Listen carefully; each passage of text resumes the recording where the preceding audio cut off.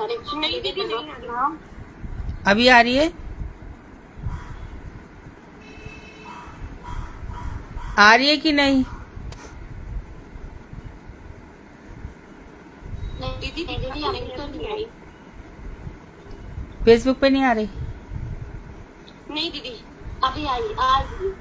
आ गई हाँ ना? जी होगी हाँ जी दीदी। ओम अज्ञानतिमिरान्धस् होगी ज्ञानाञ्जन शलाकया चक्षुरुन्मीलितं येन तस्मै श्रीगुरुवे नमः। नमो महावदन्याय कृष्ण प्रेम प्रदायते कृष्णाय कृष्ण चैतन्य नामने गौरतुषे नमः। हे कृष्ण करुणा सिंधु दीन बंधो जगतपते गोपेश गोपिका कांत राधा कांत नमोस्तुते। तप्त कांचन गौरांगी राधे वृंदावनेश्वरी वृषभानुसुते देवी प्रणमामि हरिप्रिये। तवैवास्मि ना जीवामि त्वया बिना इति विज्ञाय राधे त्वं नय मां चरणान्तिकं। गुरुवे गौरचन्द्राय राधिकायै तदालय कृष्णाय कृष्णभक्ताय तद्भक्ताय नमो नमः। वाञ्छाकल्पतरुश्च कृपा सिन्धुभ्येव च पतितानां पावनेभ्यो वैष्णवेभ्यो नमो नमः। श्री कृष्ण चैतन्य प्रभु नित्यानंद श्री अद्वैत गदाधर श्रीवासादि श्री गौर भक्तवृंद। हरे कृष्ण कृष्ण कृष्ण हरे हरे हरे राम राम राम हरे हरे। मैं सर्वप्रथम मध्य गुरु पाद पद्म प्रपूज्य चरण नितिला प्रविष्ट ओम विष्णुपाद अष्टोत्तर श्रीमद् भक्ति वेदांत श्री नारायण गोस्वामी महाराज मध्य शिक्षा गुरु पाद पद्म परमाराध्यतम नित्य प्रविष्ट ओम विष्णुपाद अष्टोत्तर श्रीमद् भक्ति वेदांत श्री वामन गोसाई महाराज के अभय चरणार बिंद में अनंत कोटि दंडवत प्रणाम ज्ञापन कर उनकी अहत की कृपा की वांछा करती हूँ। मैं ग्रंथराज श्री चतन शिक्षा में तदीय रचनाकार ओम विष्णुपाद सत्यनारायण श्री भक्ति ठाकुर के चरणार बिंद में कोटि कोटि दंडवत प्रणाम कर उनकी अहत की कृपा की अभिलाषा करती हूँ। मैं सभी वैष्णवियों के चरणों में यथा योग्य वंदन अभिवादन दंडवत करती हूँ। प्रश्न और उत्तर प्रारंभ करें। और ये जो रस का विषय है ये बहुत गंभीर विषय है। ऐसे तो हमने प्रश्न उत्तर याद कर लिए, मार्ग कर लिए, लेकिन ये जो रसोपासना है वो साधारण नहीं है। अच्छे लोगों को इस रस का आभास नहीं होता। संसार से जिन बिल्कुल अनासक्त हो चुके हैं, जिनको संसार पता चल चुका है कि कितना झूठा है, यहाँ पर कुछ भी अच्छा नहीं है। यहाँ सब भक्तों को विपरीत परिस्थितियों में जीना पड़ता है। कोई तुम्हें यहाँ भजन कराने नहीं आया। सब यहाँ पर स्वार्थ के लिए एक दूसरे को खींच रहे हैं। कोई अपने लाभ के लिए, कोई प्रतिष्ठा के लिए, कोई यश के लिए, कोई धन के लिए, इस प्रकार से सब एक दूसरे को खींच रहे हैं। तो इन सब के बीच में हम भगवान की जो अभिधेय है भक्ति उसकी तरफ हम बढ़े हैं। और भक्ति में हमें लोभ दिखाया गया है कि जो श्री कृष्ण का विशाल साम्राज्य है वहाँ पर हम सखा के रूप में अथवा बांसुरी रस के रूप में अथवा श्रृंगार रस के रूप में कहीं ना कहीं हमारी भूमिका हो। जब हमको ऐसा लगता है कि वहाँ पे हमारा प्रवेश ही नहीं है, तो हमारे जितने भी महान संत हुए हैं उन्होंने कहा है कि आप कम से कम इतना तो कर दो कि जहाँ आप आते जाते आवत जात कुंज की गलियन रूप सुधा नित पीजे। ब्रज के लता पता मोई कीजिए। ब्रज के लता पता मुझे कुछ भी बना दो, वहाँ की लता बना दो, पत्ता बना दो। कम से कम जब आप इस गलियों में आएंगे जाएंगे तो आपको मैं दर्शन कर सकूँगा। और मुझे छोटा सा पौधा ही बना देना, क्योंकि जब आप दोनों जाएंगे तो आपके चरणों की धूल उड़ेगी, वो मेरे मस्तक पर लगेगी, जिससे मेरा जीवन धन्य हो जाएगा। और कहीं कहीं तो हमारे गोस्वामी ने ये कहा है कि जिस ब्रजवन में झाड़ू लगती हो वो झाड़ू की एक शलाका मुझे बना दो, क्योंकि इस संसार से मेरा जी ऊब चुका है। इस संसार में कुछ भी रोचक नहीं है, कुछ भी नहीं है। यहाँ पे सब घटनाएं घटित हो रही हैं और होती चली जाएंगी। और ये जो अब कलयुग है ये घोर कलयुग होता चला जाएगा। यहाँ पर विवाह, शादी, बच्चे सब एक नाटक, एक ड्रामा है, कुछ भी नहीं, एक छलावा है, एक धोखा है। तो ये भक्तों को अच्छी तरह समझ में आ जाता है, फिर भी मोह माया आसक्ति छूटती नहीं है और हम बरबस फिर से जन्म ले लेते हैं। तो इन सब बातों से ऊपर उठकर रसोपासना है, इतना हम ध्यान रखेंगे तभी हमारा पढ़ना सार्थक है, तभी सुनना सार्थक है। पढ़कर सुनकर भी हमारे मन की चंचलताएं रुकती थोड़ी है। किसकी ज़िंदगी में क्या हो रहा है, अपनी ज़िंदगी से ज़्यादा मतलब दूसरे के जीवन में क्या चल रहा है वो हमें पता रहना चाहिए।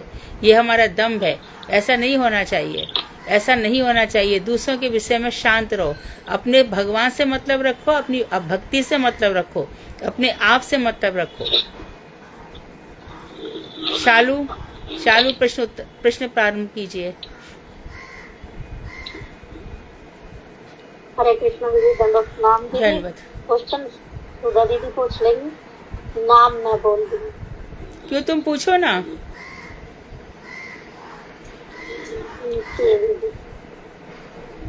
शालू दीदी आप पूछ लो और मैं नाम ले लूंगी। उषा दीदी म्यूट करो अपने आप को प्लीज। हाँ, उषा दीदी अपना स्पीकर ऑफ करो आप।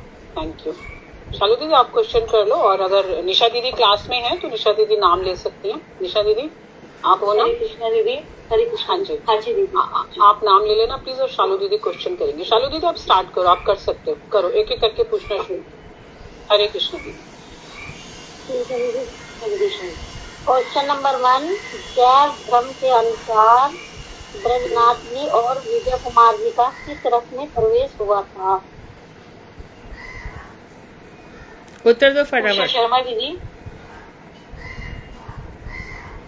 जो उत्तर ना दे तुरंत नेक्स्ट पे चले जाओ, वेट मत करो। जो उत्तर दे ठीक है, नहीं तो जस्ट गो टू नेक्स्ट। मैं बोल रही हूँ दीदी, मैं बोल रही हूँ। हाँ बोलो। जैव धर्म इस रथ के संबंध में विजय कुमार और गोपाल गुरु गोस्वामी बीच परम्पर जो कोपातन करण वंचित हुआ। नहीं, कोई और बोल। कोई और। सेमवाल दीदी। हाँ जी, हरे कृष्णा दीदी। विजय का मधुर रस में है और बैजनाथ का सांख्या रस में। ठीक है, तो ये मैं भी तो यही बोल रही हूँ। आप ये नहीं बोल पा रही थी उषा जी, आप ऐसा नहीं कह पा रही थी। नेक्स्ट। हरे कृष्णा। क्वेश्चन नंबर 2, श्री श्री भक्ति विनोद ठाकुर जी ने उपरोक्त ग्रंथ के किस अध्याय में से किस कथन का वर्णन किया? अनुराधा खंडेलवाल दीदी। जी हरे कृष्णा, सबको प्रणाम। जैन धर्म के 21वें अध्याय से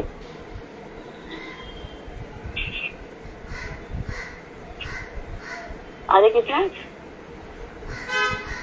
शालू दीदी। हाँ जी जी। 21वें निशान 31वें अध्याय में भी। हाँ, 31वें अध्याय। सॉरी, हाँ 31वें अध्याय। हाँ।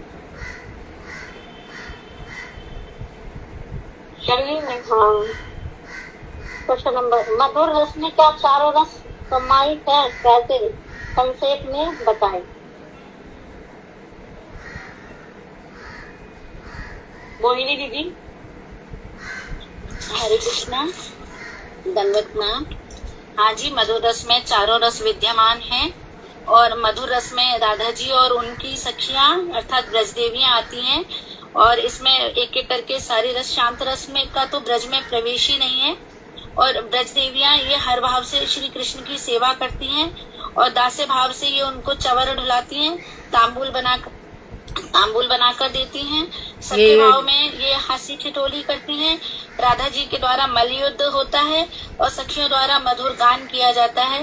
वात्सल्य में राधा जी द्वारा बनाया हुआ स्वादिष्ट भोजन परोसना, फिर वो नंद भवन में भी जाती हैं रसोई भगवान के लिए व्यंजन बनाने के लिए, और अंत में परकिया रस, मधुर रस में परकिया भाव से सेवा और रासलीला संपन्न होना आदि।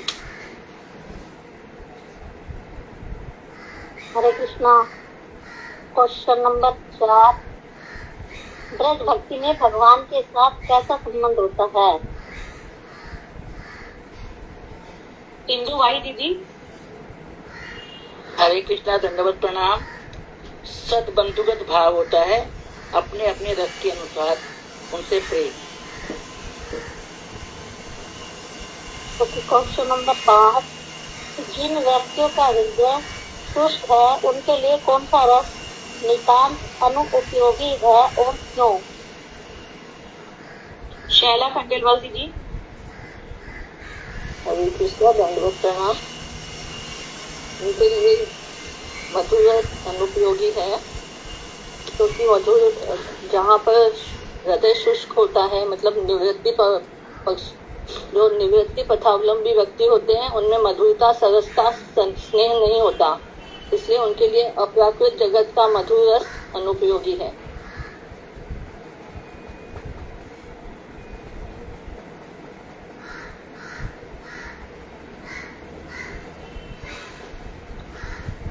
क्वेश्चन नंबर जी 6। जी मधुर रस की जी दीदी। अधीश्वरी देवी कौन है?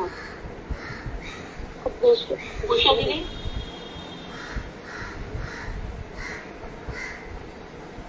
उषा दीदी बता रही हूँ। योगिता दीदी। श्रीमती राधा रानी। हरे कृष्ण दीदी, श्रीमती राधा रानी। जी दीदी। ब्रह्मा भगवान की पत्नियां और पुत्र का नाम बताइए। Question number 7। साधना दीदी। हरे कृष्ण, दंडवत प्रणाम। वरा भगवान की 2 पत्नियां हैं, लक्ष्मी जी और पृथ्वी। पृथ्वी से उनका पुत्र नरकासुर हुआ। Question number 8। क्या जड़ जगत चित्त जगत का प्रतिफलन है? तो पत्नी 2 हो गई ना साधना, लक्ष्मी भी हो गई और भूदेवी भी हो गई। हाँ जी। वराजी की पत्नी अर्चना दीदी। रमा के रूप में पूजित होती है, रमा के रूप में, है ना, और भूदेवी भी उनकी पत्नी होती है। हाँ जी हाँ जी।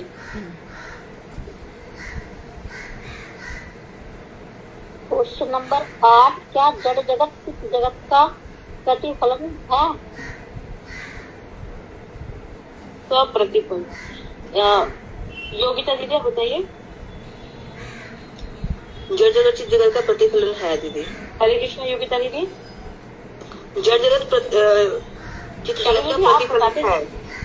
देखिए आंसर करेक्ट है कि नहीं।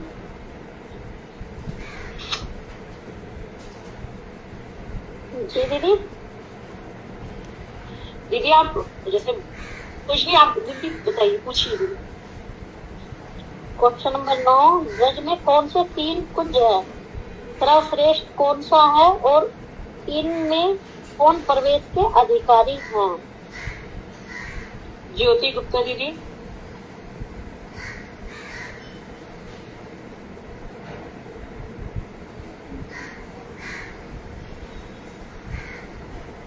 इंदु भाई दीदी। हरे कृष्णा, दंडवत प्रणाम। कुंज, निकुंज और निवृत्त निकुंज। कुंज में साधारण सखियां रहती हैं, निकुंज में अष्ट सखियां रहती हैं, और निवृत्त निकुंज में राधा कृष्ण और सिर्फ मंजरियां रहती हैं। और दीदी प्रिया नर्म सखा भी रहते हैं, मधुमंगल, सुबल और मधुमंगल।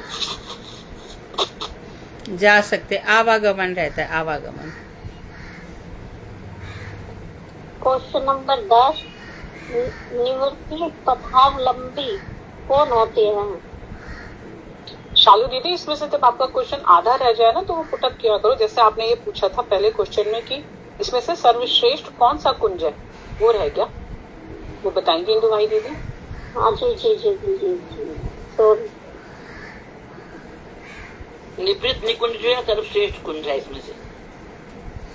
जी, अब पूरा हो गया। अब नेक्स्ट एकदम से इमीडिएटली नेक्स्ट क्वेश्चन बोल दो शालू दीदी। अब आप निवृत्ति पथावलंबी कौन होते हैं? मोहिनी दीदी। हरे कृष्णा। ये निवृत्ति पथावलंबी ये वो हैं जिनको संसार से वैराग्य हो जाता है और उनका संसार से सब छिन जाता है, धोखा खा जाते हैं, धन संपत्ति से वंचित हो गए हैं, और लेकिन ये सब कारण उनके भक्ति पथ के अनुगमन के लिए नहीं होते हैं, संसार के लिए होते हैं, और इनको निवृत्ति पथावलंबी कहते हैं। ठीक है दीदी। ठीक है, निवृत्ति पथावलंबी है, इनके अंदर रस नहीं होता, शुष्क होते हैं ये। सदाशिव और शंकर में क्या अंतर है? इनकी शक्तियों के नाम भी बताइए।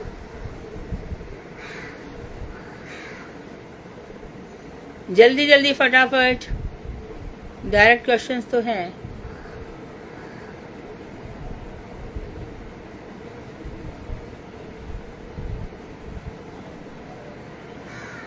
हरे कृष्णा।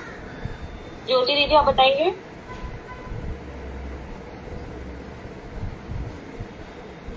केशव सिंगला दीदी। जी दीदी, हरे कृष्णा। जो सदाशिव है वो विष्णु तत्व है और शंकर जी सदाशिव का तत्व है, और सदाशिव की पत्नी लक्ष्मी जी है और शंकर जी की पत्नी पार्वती जी है। सदाशिव की पत्नी का वर्णन ही नहीं है अनुराधा।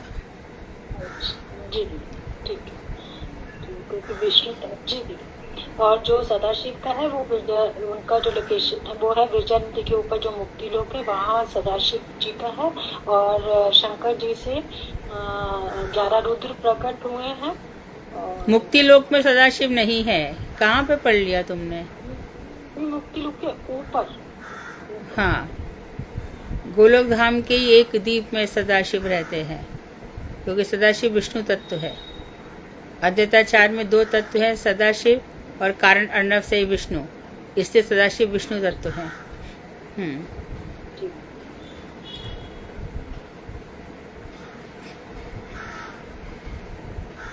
हरे कृष्ण दीदी। हरे कृष्ण दीदी, मेरे तो क्वेश्चन पूरे हो गए, अब आप। हरे कृष्ण दीदी, सभी को मेरा दंडवत प्रणाम। जी निशा।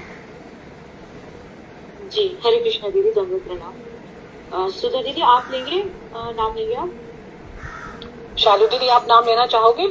निशा दीदी क्वेश्चन करें, आप नाम लो।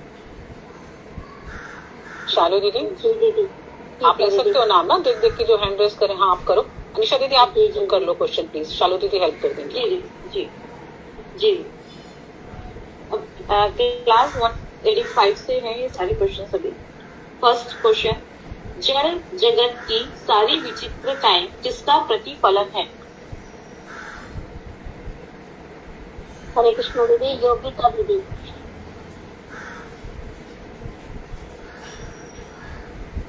आज सपना खंडेलवाल क्लास में नहीं है। दीदी उन्होंने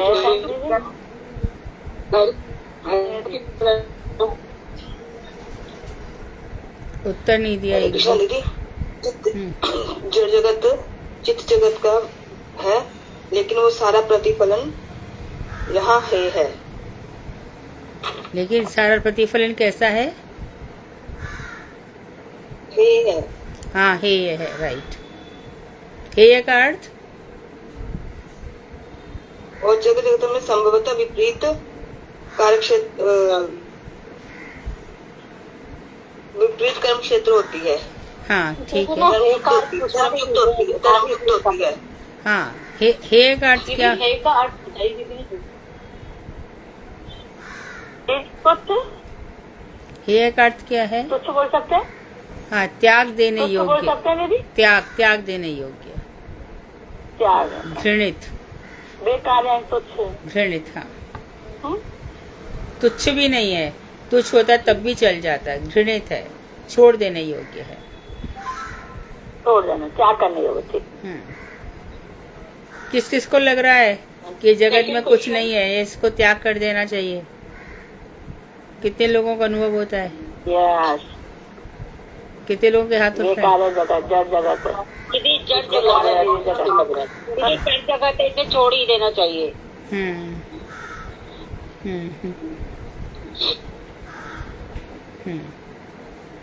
आगे का प्रश्न यहाँ पर। जगत और अचित जगत दोनों जगत में। जी दीदी बताइए। चित जगत अचित जगत दोनों जगत में कितनी शक्तियाँ कार्य करती हैं? कौन सी शक्तियाँ कार्य करती हैं, उनके नाम? रेणु दीदी। रेणु उत्तर दो।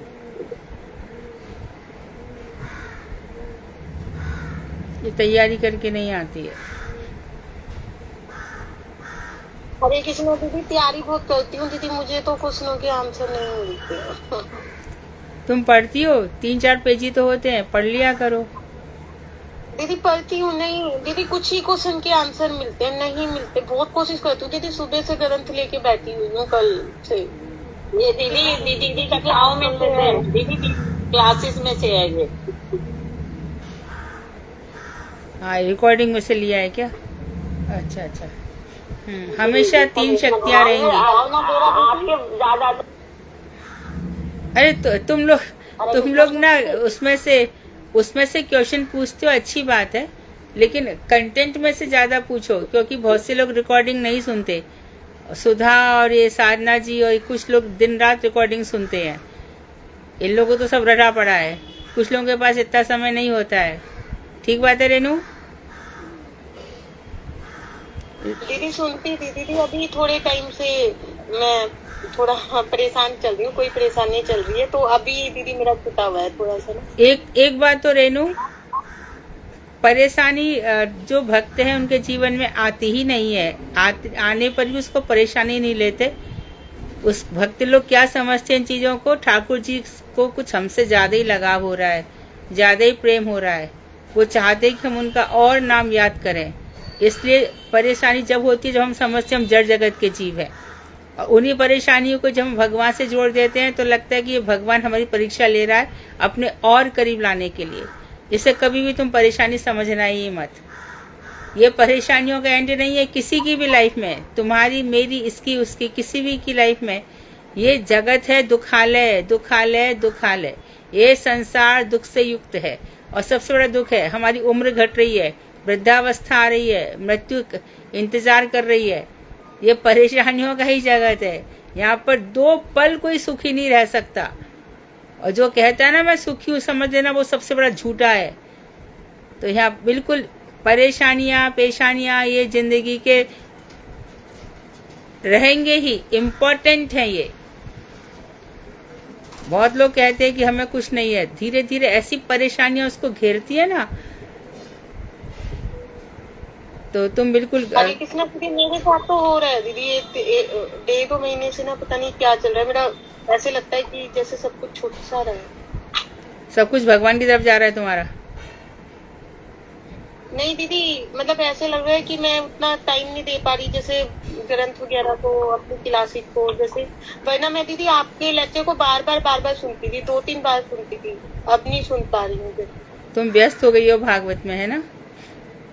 नहीं दीदी, भागवत का कोई सीन नहीं है, थोड़ी सी वैसे ही परेशानियाँ थोड़ी। बिल्कुल बिल्कुल मत घबराओ। तुम भगवान पर जिस दिन छोड़ दोगी उस दिन कुंती पांडवों ने क्या किया था? क्या किया था? भगवान है ना, हमें डरने की क्या जरूरत है। अनन्या चिंतयन्तो माम ये जना पर्युपासते तेषाम नित्याभियुक्ता नाम योगक्षेमं वाम्यहम्।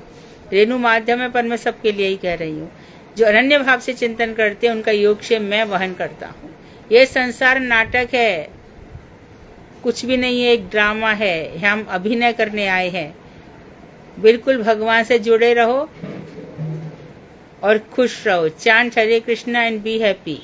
जितनी परेशानी आए और अधिक भजन करो, और अधिक भजन करो, परेशानियां छूमंतर हो जाएंगी, और सबके जीवन में हुई है।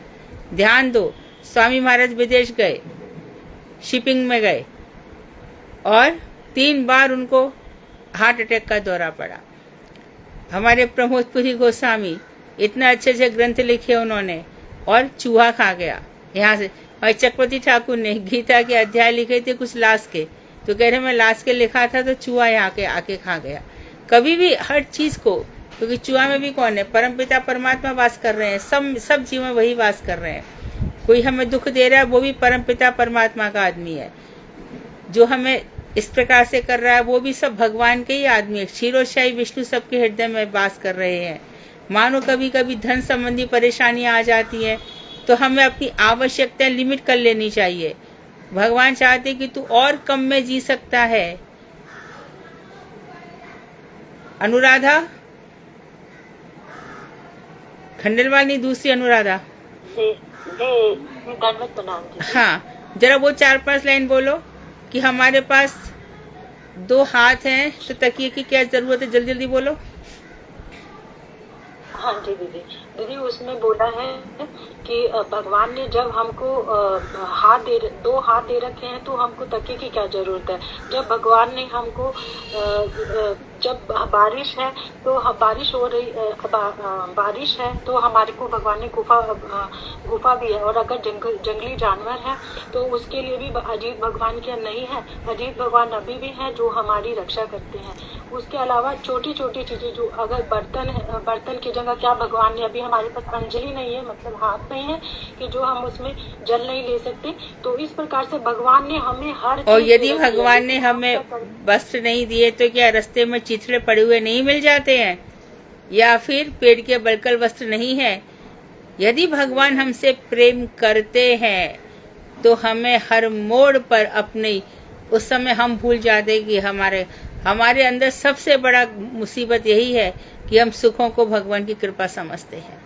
दारा सुत लक्ष्मी पापी के भी होए और संत समागम हरि कथा यह दुर्लभ है। तो इसलिए तुम निडरता पूर्वक रहना। तुमसे मतलब मात्र रेणु से नहीं, मैं सबसे कह रही हूँ। और तुम सबको भी, तुम्हारे जीवन में जो आए सबको यही सिखाओ। ये आते जाते रहेंगे, इनसे क्या घबराना है, परेशान नहीं होना है। हरे और कृष्णा दीदी, मेरे परिवार का मुझे पूरा सपोर्ट मिलता था। अब ये हो गया मेरे हाथ में जीती कुछ या माला देते ना तो सब गुस्सा हो जाते हैं। तू तो बस अपना सब कुछ छोड़ के ना इन्हीं में लगी रहा है। हाँ, नहीं दीदी, रेणु दीदी के लिए एक बात बोलना चाह रही हूँ कि रेणु दीदी सुबह 2:30 बजे दीदी उठ जाती हैं। तो एक्चुअली इनका मतलब क्या होता है, जब भगवान हमारी परीक्षा ले रहा है, एक्चुअली इनका ना वजन का बहुत ज्यादा बढ़ गया है। तो उस वजह से मुझको इनका जीवन धन्य हो गया। हाँ जी हाँ जी। रेणु, तुम जितनी गालियां नहीं खाई होंगी ना, उतनी गालियां मैंने खाई हैं। इसीलिए तुम ही एक, दीदी खड़ा उतरा। हाँ पूछो, ये अनुराधा से पूछो, ये मेरा पूरा जीवन बताएगी। जय हो जय हो। दीदी गालियाँ सब खाते हैं, कोई ऐसी स्त्री नहीं होगी जो गालियाँ नहीं खाती। वैसे और एक भजन में आगे बढ़ने में बहुत अंतर होता है ना दीदी, वो उसको बता रहे हैं। आप उषा जी अलग सेंस में बोल रही हो और ये अलग सेंस चल रहा है। सबसे बड़ी बात तो ठाकुर जी की है कि हमें मनुष्य योनि में दिया, जहाँ हम भगवान की कृपा प्राप्त कर रहे हैं, भजन कर पा रहे हैं। हाँ, आप शुद्ध वैष्णवों का संग कर पा रहे हैं। सबसे बड़ी कृपा तो हमारे ऊपर ये है। और सोना निखरेगा कब? जब आंच में तपेगा। भजन के साथ ही प्योरीफाइंग प्रोसेस शुरू हो जाता है। ये जैव धर्म में भी बताया, चेतन शिक्षामृत में भी बताया। शुद्धिकरण प्रक्रिया शुरू हो जाती है। और अधिक तुम बिल्कुल घबराओ मत, एकदम तुम्हें किसी के सपोर्ट की जरूरत नहीं है। जहाँ कृष्ण कन्हैया का सपोर्ट ये है। हरे कृष्णा दीदी, मैं ना परेशानियों से नहीं घबरा रही, इस चीज से घबरा रही हूँ। जैसे मैं आपकी क्लास में आंसर नहीं दे पाती, मुझे वो उनके आंसर नहीं मिलते, मुझे उनकी तैयारी नहीं हो पाती, तो मुझे बड़ा दुख आता है अंदर से ना। नहीं, बिल्कुल कोई नहीं, ये तुम्हें आगे बढ़ाया जा रहा है। बिल्कुल घबराने की जरूरत नहीं है, बिल्कुल भी नहीं है। दीदी महाराज जी ने लास्ट में बोला था कि भक्ति मार्ग में बहुत दुख और कष्ट भी आएंगे, लेकिन उनको लांघते हुए चले जाना है, तभी भक्ति मिलेगी। तुम्हें इन बातों से घबराना नहीं है रेणु। प्रश्न के उत्तर नहीं आ रहे, इसका मतलब क्या हुआ कि अब तुम नेक्स्ट क्लास और ध्यान से सुनोगी। जब स्पेशल अटेंशन मिलता है कभी किसी के द्वारा, तो समझ लेना चाहिए कि मेरी और प्रगति बाकी है।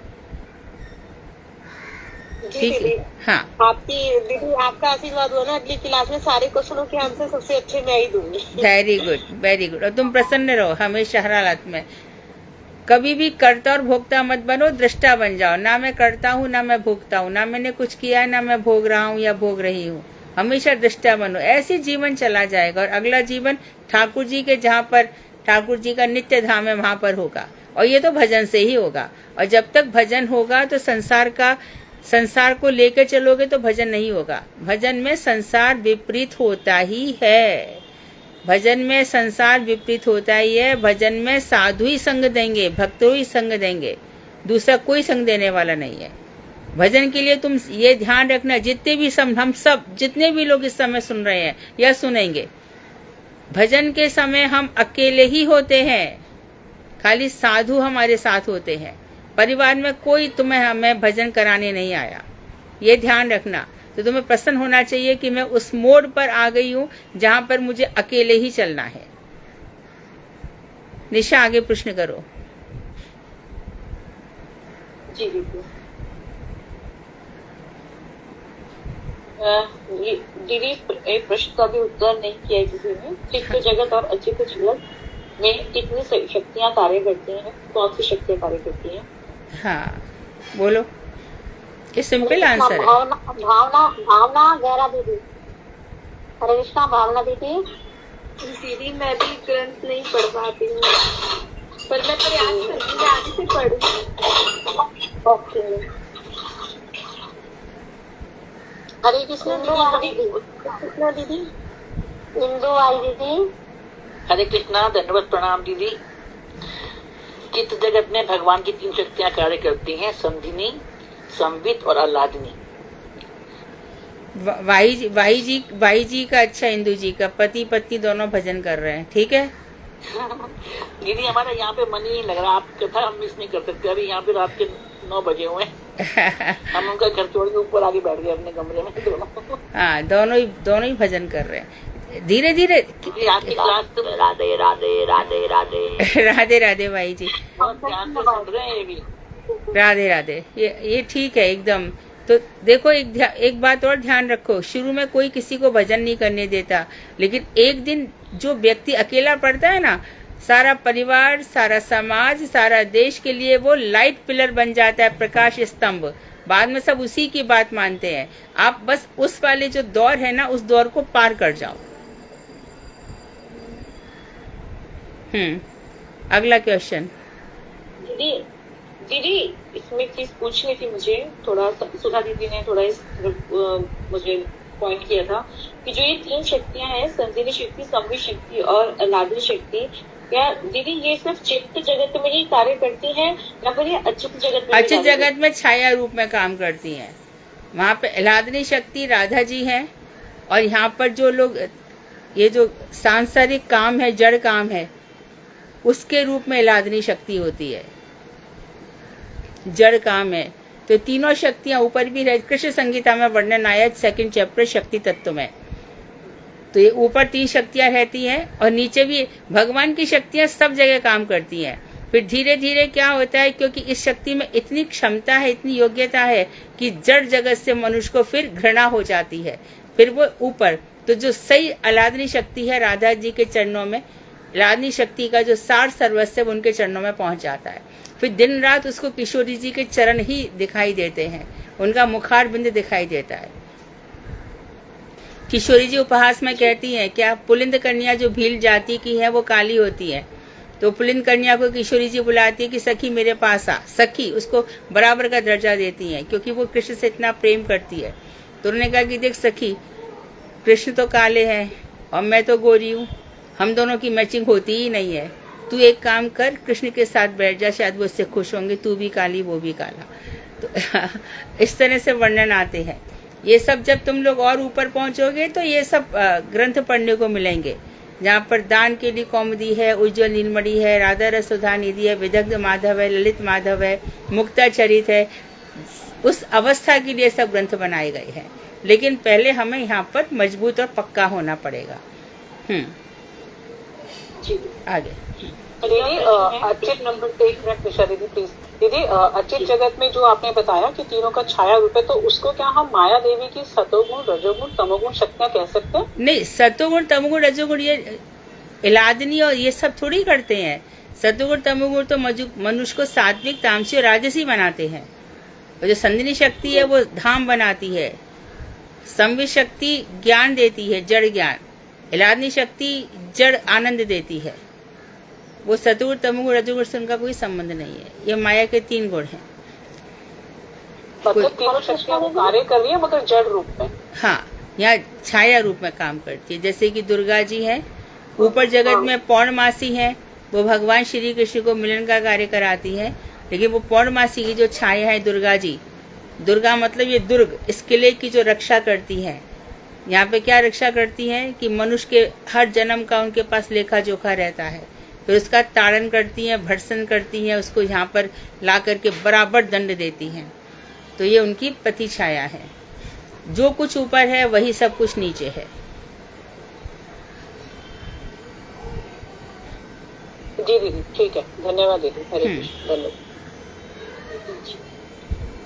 अगला प्रश्न है, भगवान के सभी अंश सर्वांश और दीदी इसका एक बार आंसर फिर से थोड़ा क्लियर कर दो कुछ लोगों को। ये अचित में माया देवी की 3 शक्तियां, आपने क्वेश्चन बनाया ना ये वाला, तो वो 3 शक्तियों को स्पेसिफाई कर दीजिए।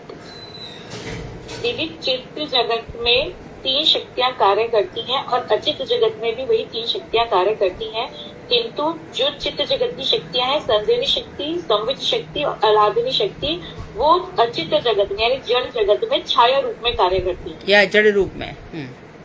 ठीक है, जड़ रूप। ठीक है दीदी।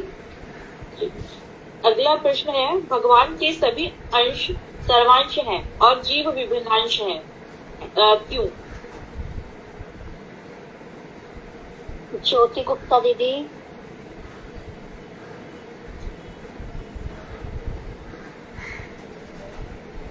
दीदी ज्योति दीदी आंसर नहीं कर रही है, आप किसी और का नाम ले लो। जी दीदी। मोनी खंडेलवाल दीदी। हरे कृष्णा।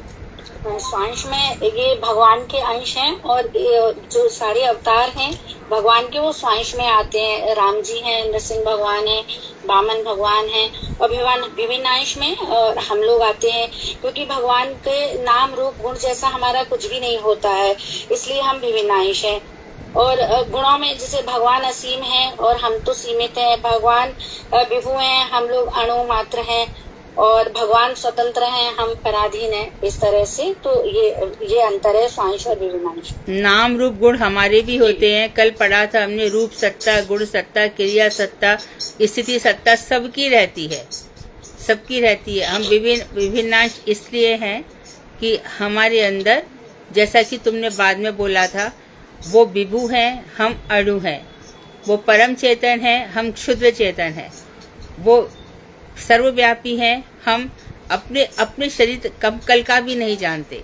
इस तरह से बोलना चाहिए। परंतु नाम रूप गुण इस शरीर के हमेशा ही रहेंगे। जैसा कि कल ही पढ़ा था, नाम सत्ता, रूप सत्ता, क्रिया सत्ता, गुण सत्ता मनुष्य में हमेशा ही रहती है। आगे अगला प्रश्न है, हाँ बोलो। दीदी वो जो जीव भगवान की तटस्था शक्ति से निकलते हैं वो विभिन्नांश होते हैं, और जो भगवान से जो अवतार निकले हैं वो स्वांश होते हैं। भगवान के अवतार भी, उनके अंश भी, उनकी कला भी। अवतार निकलते हैं वो सब। एते चांश कला पुंसः कृष्णस्तु भगवान स्वयं। भगवान के अंश, और कला मतलब अंश के अंश, वो सब भगवान के स्वांश है, क्योंकि उनकी क्षमता, उनकी योग्यताएं भगवान के बराबर ही है। भगवान श्री राम चाहे तो कृष्ण जैसा भी कर सकते हैं, लेकिन वो मर्यादा में रहते हैं, तो इसलिए वो स्वांश है। उनके 2 विस्तार हैं, प्राभव विस्तार, वैभव विस्तार। वैभव विस्तार में जैसे कि भगवान श्री कृष्ण ने द्वारका में अनेकों रूप धारण कर लिए थे 16,108 रानियों के साथ, और इधर ब्रज में अनंत कोटि गोपियां थी, तो अनंत कोटि भगवान ने रूप धारण कर लिए थे। ये उनका वैभव विस्तार है। और प्राभव विस्तार उनके बलराम जी इत्यादि, ये उनका प्राभव विस्तार है। तो ये सब स्वांश में आ जाएंगे।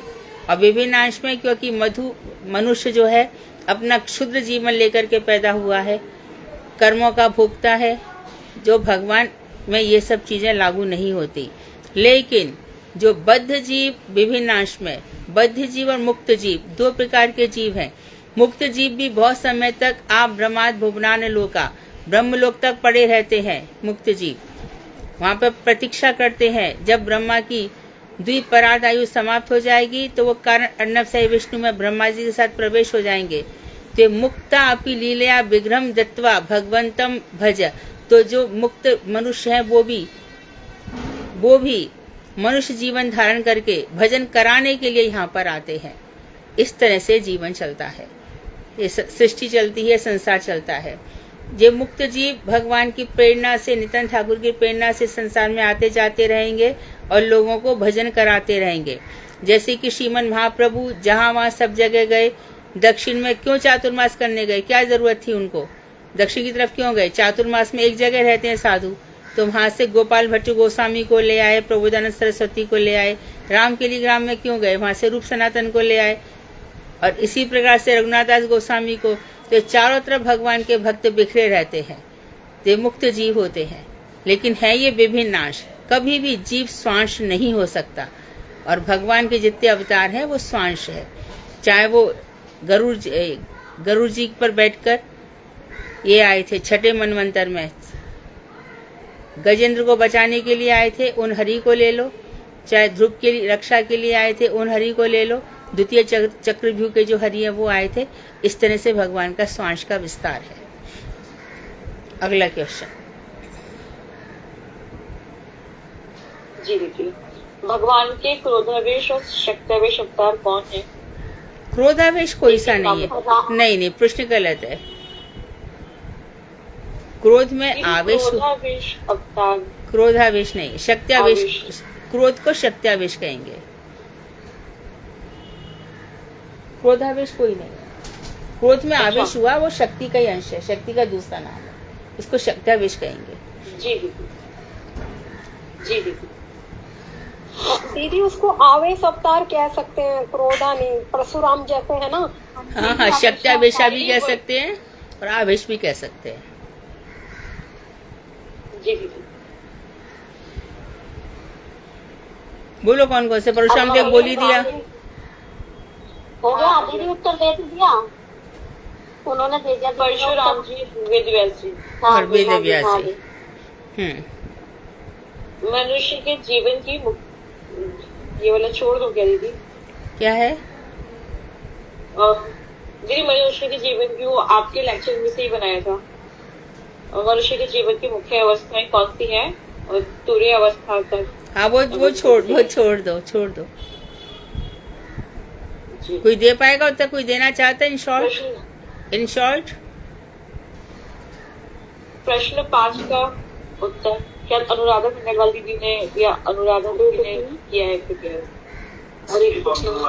सपना जी बोल रहे हैं। ठीक है। कौन? योगेश जी बोल रहे हैं शायद। बोलिए। सत्यवती दीदी बोल रही है। हाँ, हरे कृष्णा। जागृत, स्वप्न, सुषुप्ति एवं तुरीय अवस्था। तुरीय अवस्था अर्थात समाधि अवस्था, जिसमें कि हमारे ऋषि मुनि भगवत लीला का दर्शन करते हैं। सुखदेव गोस्वामी जी उसी अवस्था में श्रीमद् भागवत का अध्ययन किया। परीक्षित महाराज ने अध्ययन नहीं किया था, पढ़ाया था। समाधि अवस्था में इसको पढ़ाया। परीक्षित महाराज ने अध्ययन किया था, और वेद व्यास जी ने भगवान की लीलाओं का दर्शन किया, और श्रीमद्भागवत में जैसे परमार्थी संहिता की रचना की, और वाल्मीकि जी ने उसी अवस्था में रामायण की रचना की।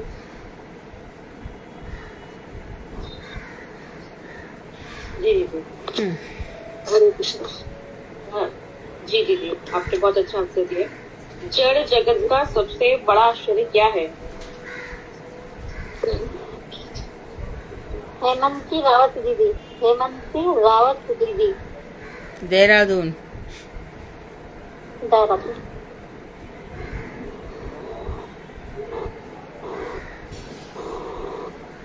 हेमंत जी उत्तर आता है?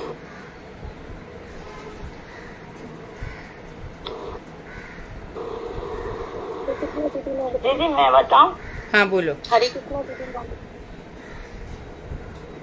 हाँ जी दीदी बताओ। हाँ, हरे कृष्णा सबको जनतराम। यानी ये जड़ जगत का सबसे आश्चर्य यही है कि यानी हम अपने को संसार को मान बैठते हैं कि मेरा, यानी हम देखते हैं कि हमारे सामने सब जा रहे हैं। यानी यक्ष ने युधिष्ठिर महाराज से पूछा था कि सबसे बड़ा आश्चर्य क्या है? जब पानी भरने को महाभारत का वो आता है, तो पानी पीने के लिए वो जाते हैं, तो यक्ष युधिष्ठिर महाराज से पूछते हैं, तो वो बोलते हैं कि यानी सब देखते हैं कि हमारे दादा सब जा रहे हैं, यानी संसार को छोड़कर, लेकिन हम समझते हैं कि हम जाएंगे नहीं। दादा परदादा की बात थोड़ी थी वहाँ पर। दादा परदादा की बात थोड़ी थी। दादा परदादा की कोई बात नहीं थी। बस यक्ष ने जनरली पूछा था उनसे कि सबसे बड़ा आश्चर्य क्या है, तो उन्होंने सिंपली उत्तर दिया था कि हम दूसरों को मरता हुआ भी देखकर समझते हैं कि हम नहीं मरेंगे। नहीं मरेंगे। हाँ, एक लाइन में ये आंसर है। ठीक है। अगला प्रश्न है जड़ जगत चित्त जगत का क्या है और इसका गूढ़ रहस्य, इसमें क्या गूढ़ रहस्य निहित है, मतलब क्या गूढ़ रहस्य छिपा हुआ?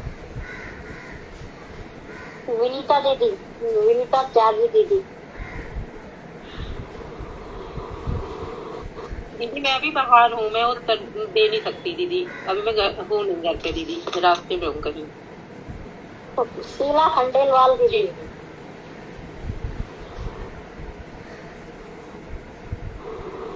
शीला खंडेलवाल दीदी।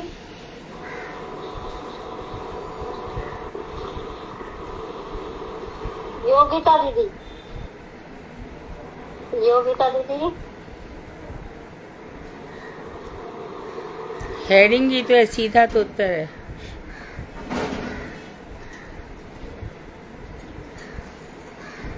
मोनी खंडेलवाल दीदी।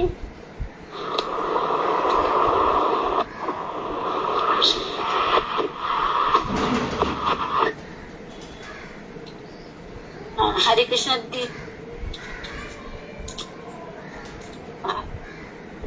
दीदी 8वां है, 8वां क्वेश्चन है, 8वां है क्या? आप अपना माइक बंद कर लो। हरे कृष्णा। दीदी आपका माइक खुला हुआ है।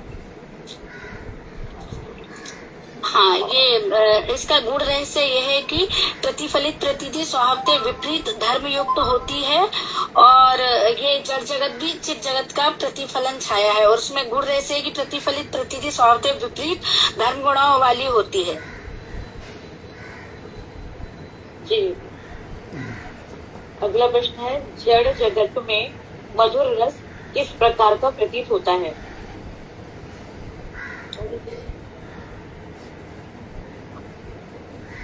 साधना गुप्ता दीदी।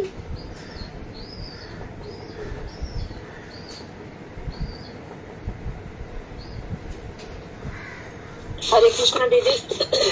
मधुर रस जड़ीय तुच्छ और हे अशुद्ध त्याज्य प्रतीत होता है जड़ जगत में।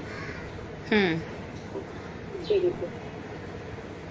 काम अगला प्रश्न है जड़ीय है, काम जो काम है वो जड़ीय है यहाँ पर, और जो नित्य जगत में वो शुद्ध उज्जवल प्रेम है, उज्जवल उन्नत।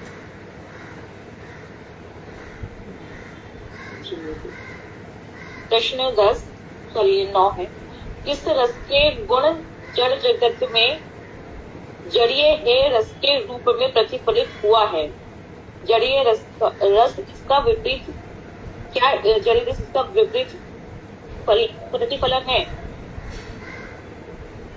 सत्यवती खंडेलवाल दीदी। सत्यवती खंडेलवाल दीदी।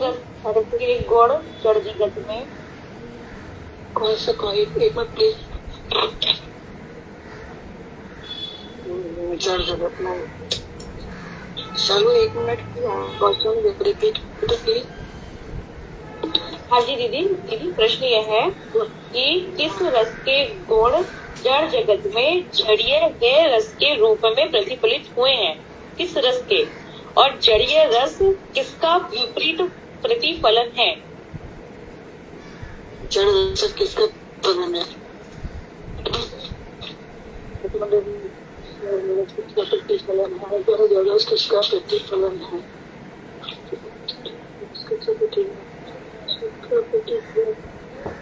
मेरे को आंसर तो ऐसे ना देखा नहीं है मैंने। दीदी 415 पेज पे ही इसका आंसर है, 415 पेज पे ही इसका आंसर है। हरे कृष्णा दीदी मैं बताऊं? बोलो। हरे कृष्णा दीदी मैं बोलो। हाँ जी दीदी जड़ीय रस किन्नय रस का विपरीत प्रतिफलन है। प्रतिफलन है। हाँ ये जी जड़ जगत का प्रतिफलन है परम वस्तु। जी दीदी मैं बोलूं? दीदी बोलते हैं वैसे बस एक बार अगला क्वेश्चन बोल रहे हैं। दर्पण का काया का जो प्रतिफलन है उसमें अंग प्रत्यंग विपरीत रूप में दिखलाई पड़ते हैं। उसी परम वस्तु अपनी अचिंत्य शक्ति के प्रयास से उसी शक्ति की छाया में सत्ता के रूप में विस्तृत हुई है। दीदी इसका अर्थ है परम वस्तु रस यानी माधुर्य रस जड़ जगत में जड़ीय है रस के रूप में प्रतिफलित हुआ है, और जड़ीय रस किसका विपरीत प्रतिफलन है? चिन्मय रस का प्रतिफलन। चिन्मय रस का प्रकार जड़ जगत के रूप में प्रतिफलन। अगला प्रश्न दीदी क्लियर हो गया है, अब आप प्लीज माइक ऑफ कर दीजिए। ठीक है, सॉरी। अगला प्रश्न है जी दीदी, अगला प्रश्न है कंस किस प्रकार परम वस्तु श्री कृष्ण का चिंतन करता था?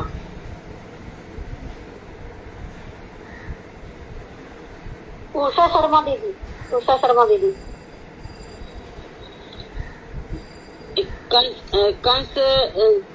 कंस नारायण रूप में चिंतन करता था। नहीं दीदी, नारायण रूप में, द्वेष रूप भय रूप में। किस प्रकार दीदी, किस प्रकार? रूप नहीं, प्रकार।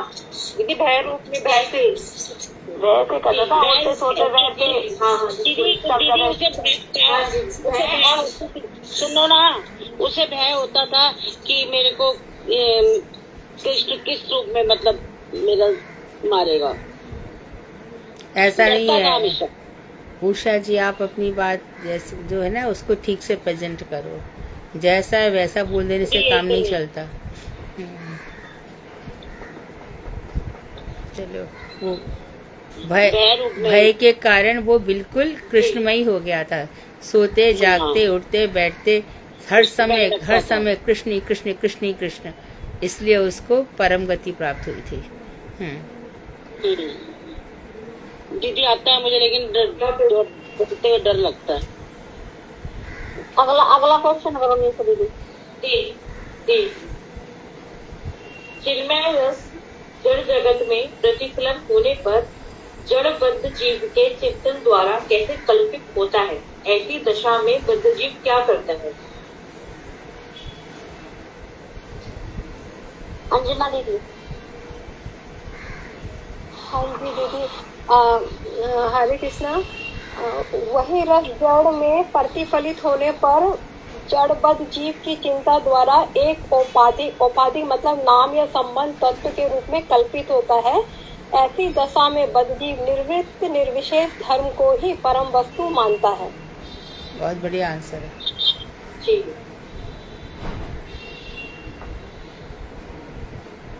4 बज रहे हैं दीदी, अभी नेक्स्ट क्वेश्चन करना है। कितने प्रश्न बाकी है निशा? कितने प्रश्न बाकी हैं? दीदी भी तो बहुत प्रश्न बाकी है। बहुत बोलो तो खाओ मैंने। दीदी मैं ऐसा करती हूँ, दीदी भी 2 क्लासेस के प्रश्न बाकी है, तो मैं ऐसा करती हूँ दीदी, इसमें से ना कल मैं शॉर्ट करती हूँ, थोड़े शॉर्ट लिस्ट करती हूँ क्वेश्चन जो ग्रस्त हैं वो ज्यादा करके, और जो हमने उसमें से लेक्चर्स में से हैं वो थोड़ा मैं हटा दूँ। हाँ ठीक है, कल कंटिन्यू करो। जी, मैं थोड़े शॉर्ट करती हूँ। हाँ, शॉर्ट लिस्टेड कर दो, सही है। भागवत में से कौन आज कौन सा प्रसंग बोल रहा है? हरे कृष्णा दीदी, मैंने बोलना आज। मैंने कौन है? दीदी संध्या दीदी बोल रही है। संध्या, अच्छा ठीक है, 1 मिनट। और कल परसों यानी कि मंगल बुध गुरु शुक्र कौन कौन बोलने वाला है आप में से? दीदी जो डिसाइड हुआ था कि आज प्रहलाद महाराज के ऊपर बोलेंगी संध्या दीदी, और 30th को मतलब कल रासलीला में भगवान कृष्ण का गोपियों से वार्तालाप अनुराधा खंडेलवाल दीदी, और 31 तारीख को अनुराधा दासी दीदी बोलेंगे वर्तासुर की प्रार्थना, और 1 फरवरी को सुनीता दीदी अर्थात सुदेवी दासी दीदी ने बोलना भीष्म पितामह का देह त्याग, और फ्राइडे को जो हमारी लास्ट क्लास होगी उस दिन बोलेंगे चतुश्लोकी पे हमारी सपना दी। उसके बाद नेक्स्ट वीक में हमारे पास और सब्जेक्ट्स हैं दीदी, लेकिन अभी वो डेज फाइनल नहीं किए हमने, वो फिर हम लोग कौन कौन से सब्जेक्ट्स हैं, क्योंकि क्या हो रहा है कि पर्सनली फोन मत करो। जैसे कि कोई वेणु गीत पे बोलना चाहता है, कोई अम्बरीश महाराज पे बोलना चाहता है, तो मुझे याद नहीं रहता है क्लास में कि किसको कौन सा टॉपिक दिया गया है।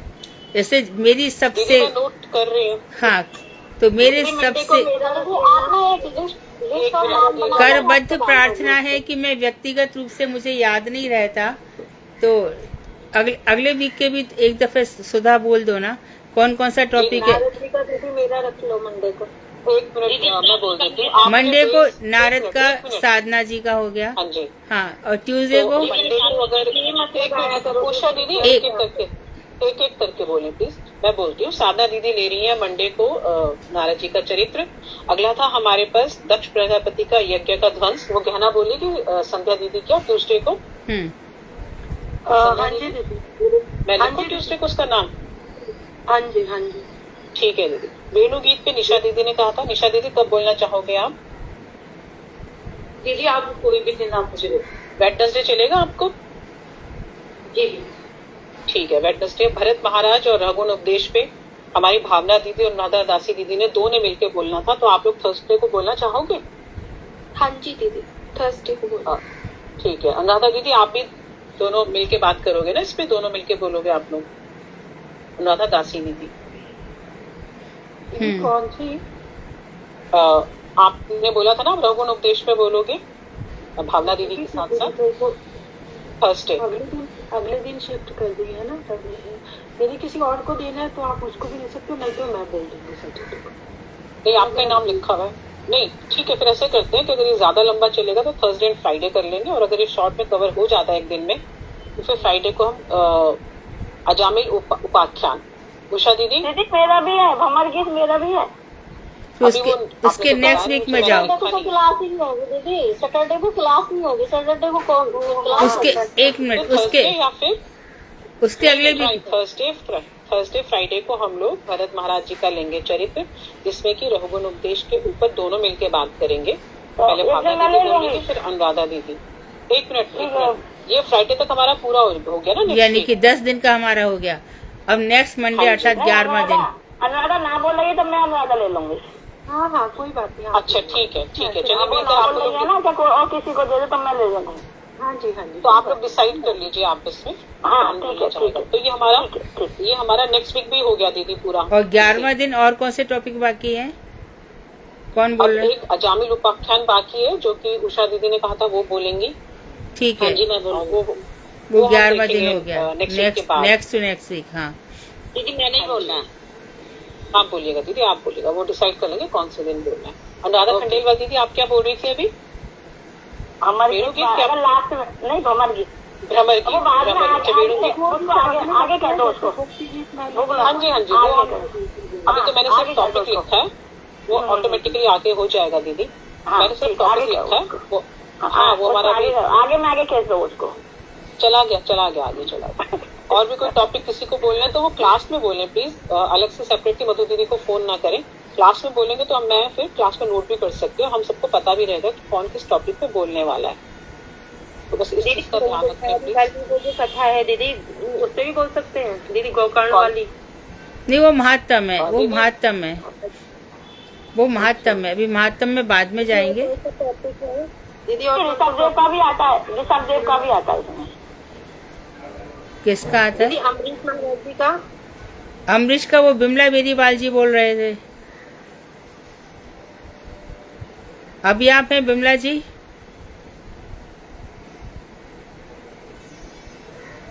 बिमला बेदीवाल,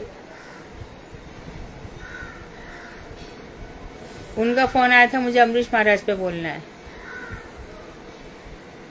मैंने उनके नाम से नोट कर लिया दीदी, लेकिन वो क्लास में नहीं है अभी। ध्रुव चरित्र मेरा कर दिया दीदी नोट आपने? ध्रुव चाहिए शालू का लिखो। आपका शालू दीदी ध्रुव चरित्र वो भी हम नेक्स्ट वीक रख लेंगे, क्योंकि मुझे है ना दोनों मिलके करेंगे उसको।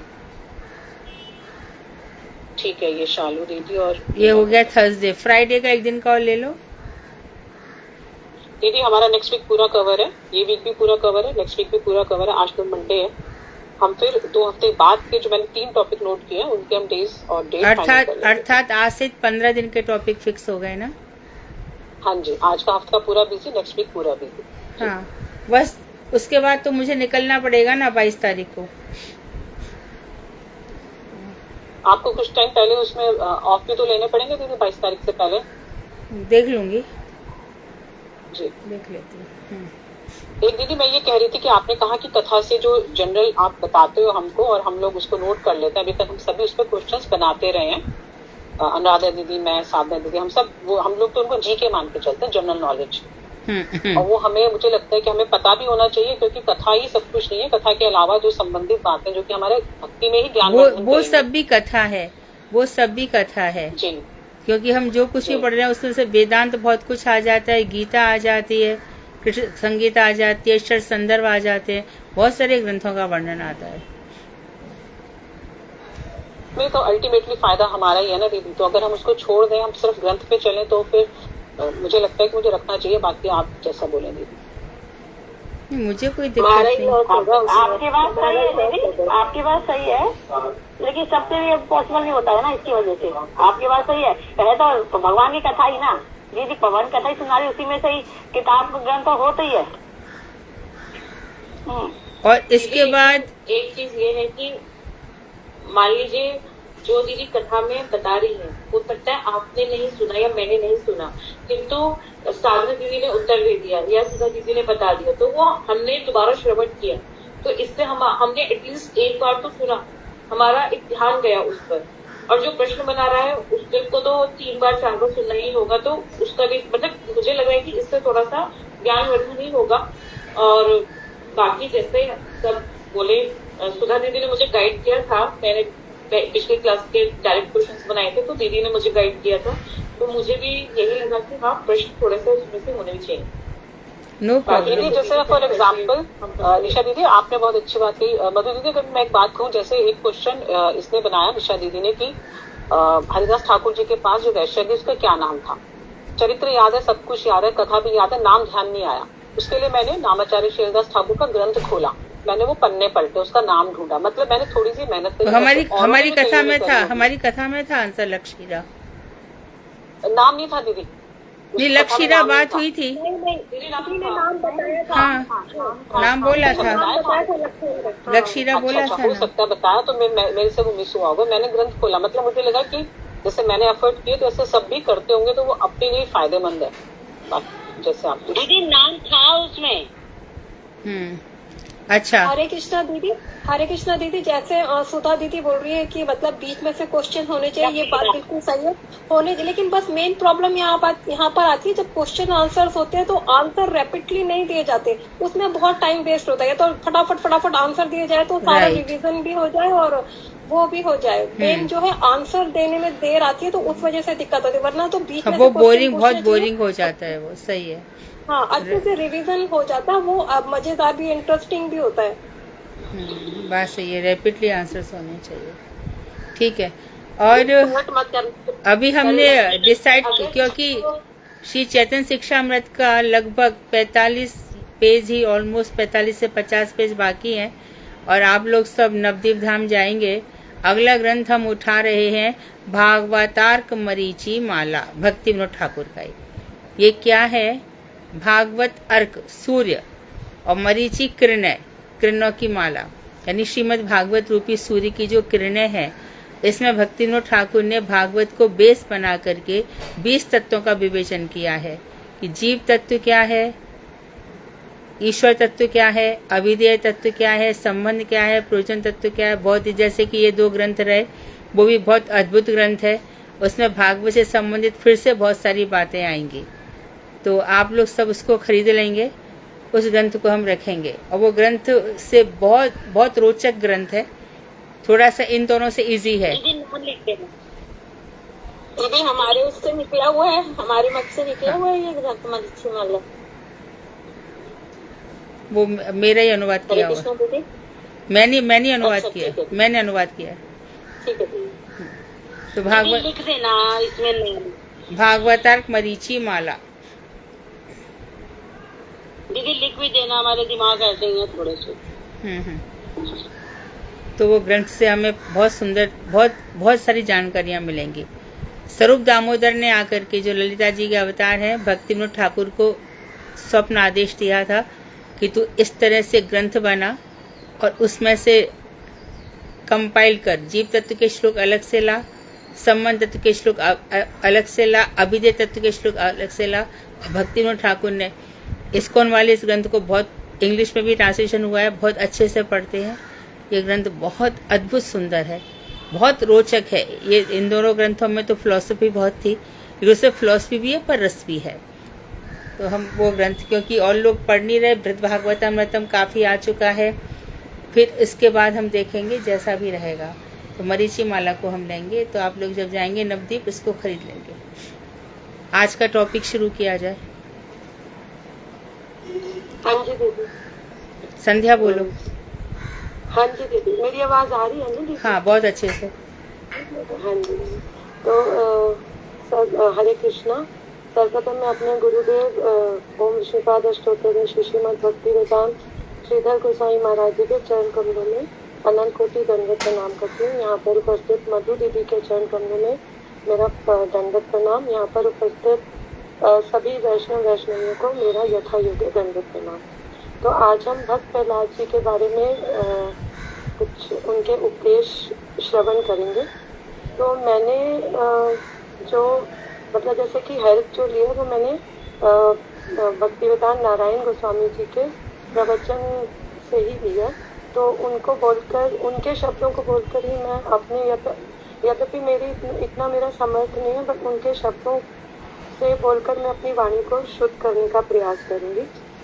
तो हम यहाँ से प्रारंभ करते हैं कि जहाँ पर जो कि शुक्राचार्य गुरु हैं, उनके दो पुत्र हैं षंड और अमर। तो वह किसी दिन किसी काम पर जा रहे थे, तो उन्होंने प्रहलाद जी को जो छात्र थे उनके गुरुकुल में, उनको ये आज्ञा दी कि वह ही उनको संभालेंगे ताकि वह झगड़ा न करें और तो उन्हीं के निरीक्षण में रहेंगे। तो जैसे ही वो वहाँ से गए तो जो असुरों की जो संतानें थी वहाँ पर वह सारे खेलने लगे। तो उन्होंने फिर प्रहलाद जी ने फिर उनको अपने पास बुलाया और फिर बड़े ही नम्रता पूर्वक उनसे प्रार्थना करी कि मित्रों और असुर पुत्रों, मेरी बात सुनो। मैं तुम्हें कुछ कहना चाहती हूँ जिससे कि तुम्हारा जीवन सुख और आनंद से परिपूर्ण हो जाएगा और फिर उसके बाद तुम सब फकत खेल सकते हो। क्योंकि जो असुर के पुत्र थे उनकी सब प्रहलाद के प्रति अत्यधिक श्रद्धा थी और क्योंकि वह सारे छोटे ही थे, 5-6 वर्ष के बालक थे, तो वह प्रहलाद जी के सब आगे पीछे सब चारों ओर से घेर कर उनको बैठ। यहाँ पर फिर प्रहलाद जी ने अपना जो है वो उपदेश प्रारंभ किया। यहाँ पर बोलते हैं कि कुमार प्राज्ञो धर्मान जाने दुर्लभम मानुषम जन सत्य अमर दम। यहाँ पर है कि हमें जो है बाल काल से ही हमें परम पुरुषोत्तम भगवान का स्मरण करना चाहिए, क्योंकि इस जगत में किसी भी वस्तु का सत्य है वह अस्तित्व नहीं है। तो क्योंकि कुछ लोग विचार करते हैं कि सब कुछ प्रकृति उत्पन्न हुआ है, तो प्रकृति यह किसकी प्रकृति है हमें यहाँ पर समझना है। तो प्रकृति जो है वह कृष्ण की ही है। भगवान श्री कृष्ण करोड़ों ब्रह्मांडों की सृष्टि और उनका नियंत्रण कर सकते हैं।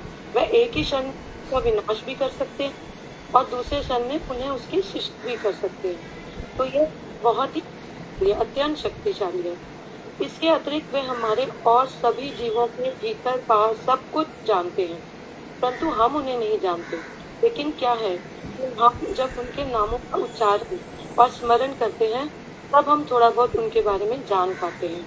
तो यहाँ पर प्रहलाद जी कहते हैं कि हमें बचपन से ही बल्कि इसी क्षण से आध्यात्मिक जीवन आरंभ कर देना चाहिए। ऐसा नहीं सोचना करूँगा, क्योंकि ऐसा भी हो सकता है कि वह कहते हैं कि तुम्हारे लिए कल कभी आए ही ना। अपने बहुमूल्य समय को इस क्षण भंगुर सांसारिक जीवन का आनंद लेने में हमें इसको व्यर्थ नहीं करना, अर्थात बर्बाद नहीं करना चाहिए। अब यहाँ पर वह बोलते हैं कि उन बच्चों से बोलते हैं। अच्छा, यहाँ पर प्रहलाद जी बोलते हैं कि हम जो है हमारे को वृद्ध अवस्था भी आएगी, हमें कई कठिनाइयाँ भी अपने जीवन में आएंगी और इस जीवन हम कुछ एकत्रित भी करते, धन पद यश ये सब हमें यहीं पर ही छोड़कर जाना है। प्रहलाद जी सब बच्चों को ये समझा रहे हैं कि हमें कुछ भी यहाँ पर गुरुदेव की जो शब्द वो प्रयोग करते हैं। वो कहते हैं कि एक कौड़ी भी अपने साथ नहीं ले जा सकते हम। तो यहाँ पर देखे, क्या तुम इससे सहमत हो? असुर बालकों ने उत्तर देते हैं कि आप निश्चय ही सत्य कह। तो यह सुनकर फिर प्रसन्नता पूर्वक बोलते हैं कि मेरे प्रिय मित्रों और हे असुर, यह मनुष्य जीवन परंतु जो देही आत्मा है वह नित्य। यह मनुष्य जीवन अपने नित्य स्वरूप जानना है और आत्मा का अनुसंधान में कहा जाना में उस भगवान के धाम पर हमारा विशेष परम प्रयोजन है। तो कि हम ये जानते हैं कि हमें जो ये मनुष्य मिलती है ये बड़ी ही मुख्य है। तो यहाँ पर जो हमें इसलिए हमें सदैवी और हम जल्दी ही भगवान कृष्ण की भक्ति करनी आरंभ कर देनी चाहिए। और हम जो भक्ति है, भक्ति जीव का स्वाभाविक, भक्ति जीव की स्वाभाविक क्रिया, जैसे कि महाप्रभु कहते हैं वे स्वरूप है कृष्ण नित्य था, तो हम उनके सदैव ही दास हैं। तो फिर महाराज बोलते हैं कि मेरे भाइयों, परम आवश्यक भगवान श्री कृष्ण की आराधना और इनका चिंतन आरंभ कर दो और इसी तरह विभक्ति करो। अपने समय को ये छल कपट और राजनीति में हमें व्यर्थ गंवाना नहीं है, क्योंकि श्री कृष्ण ही परम पुरुषोत्तम भगवान है। वही सर्वशक्तिमान, अत्यंत कृपालु, और उन्होंने अपनी समस्त शक्तियाँ, सौंदर्य, माधुर्य और अहेतु कृपा को अपने नामों में दिया है। तो हम जब उनका नाम करते हैं, उसका स्मरण करते हैं, उसका चिंतन करते हैं, तो तब क्या होता है? हमारा परम मंगल होता है। तो यहाँ पर प्रहलाद के मुख से यह सब सुनकर असुर बालकों में से एक फिर बोलते हैं कि हम कृष्णीय नामों का उच्चारण और स्मरण हम करना चाहिए। तो चाहिए और फिर उसके बाद हमें धन का अर्जन करना है, धन कमाना है, हमें उसमें निपुण होना है, जिससे कि फिर सुखों की वस्तुओं का हम उनको इकट्ठा कर सकें और फिर उससे हमें भी प्राप्त। पर प्रहलाद जी बोलते हैं कि यह सब कार्य तुम्हें सुख नहीं देंगे। जानती है कि तुम वृद्ध अवस्था तक भी पहुंचो, वृद्ध अवस्था तक पहुंचने प्रभु। भावना दीदी म्यूट करो प्लीज। भावना दीदी हाँ जी म्यूट करो। तो में तो मरना ही पड़ेगा, तो क्यों ना आज हम फिर आज तो कल 100 वर्ष, कलयुग में कितनी ज्यादा से ज्यादा 80 और 100 के बीच में होता है, तो मृत्यु तो निश्चित हो सकती। तो किसी भी क्षण अकस्मात कुछ व्रतपाती होने से हम तुरंत मतलब उदाहरण बताई कि जैसे आप हवाई यात्रा कर रहे हैं तो अचानक मशीन में खराबी हो जाए, उसमें बैठे सभी लोग मरते हैं, उस समय तुम्हारा शरीर हड्डियां कहाँ जाएंगी किसी को कुछ पता नहीं, और अकस्मात मृत्यु को प्राप्त हो जाए। अगर ये नहीं होगा तो वृद्ध अवस्था होते ही हम लोग 80 की आयु तक के बाद हरिनाम जब करने सीधा बैठ भी नहीं सकेंगे, तो उस समय अनेक प्रकार के रोगों से हम ग्रस्त हो जाएंगे। और गुरुदेव बताते कि आपकी बहू बहुत सी कठिनाइयां उत्पन्न करेगी, झाड़ू से पीटे, गालियां देगी, तो उस मतलब कर सकोगे, भगवान का नहीं कर पाओगे। तो ऐसा भी हो सकता है कि आप बोलने में असमर्थ हो जाओ, आप हो जाओ या तो ये कठिनाइयां हमारे नाम में हमें स्मरण के लिए हमें क्या करना है? अभी से ही मनुष्य जीवन में जब मनुष्य जीवन हमें प्राप्त हुआ, इस मृत्यु के बंधन से हमें इसकी में बाहर निकलना है। और ये जो मनुष्य जीवन मिला, यही एक सहयोग है जिससे हम बाहर निकल सकते हैं। लाजी जी बोलते हैं कि बालिक ही भजन करने का वह उपदेश यहाँ पे देते हैं। अतः उचित है बाल्य अवस्था